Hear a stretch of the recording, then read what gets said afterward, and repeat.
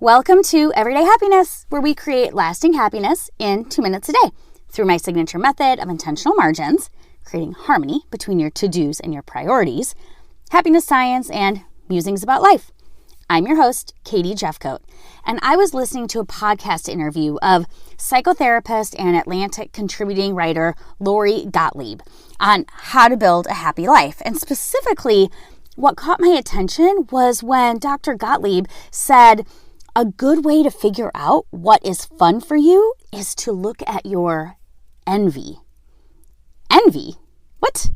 Envy seems to have such a negative association that this was shocking to me. But what she said started to make sense. She said, people don't like to feel envy. They feel like it's kind of taboo. They don't really want to feel that way. They think that if they're almost like a bad person for feeling that. But actually, envy is very instructive, and envy tells us something about desire.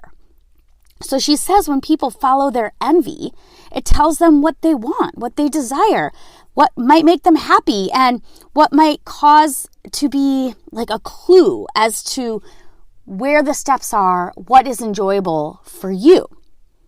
She says that as humans, we are so hesitant to look at our desire. We don't want to give any space for that. So we're really just about the shoulds as opposed to the what do I want? What does desire look like for me? We feel like it's almost selfish. I get that.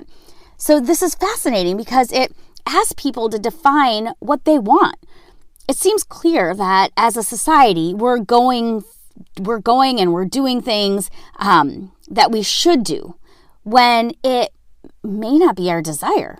Culturally, there is a certain prescription about the way things should be. Within a family, there are certain expectations about the way things should be. And it can be hard as adults, and certainly hard as young adults, to articulate what that might be or what they really want it to be. And to acknowledge that maybe the shoulds isn't really something that they want, especially if it's not part of this social norm or the path that we've put ourselves on. So I invite you to take a moment and think about what you envy. When you scroll social media, what do you envy? I would also invite you as a bonus to look at what you don't envy. I think that gives us very interesting perspective on our own happiness.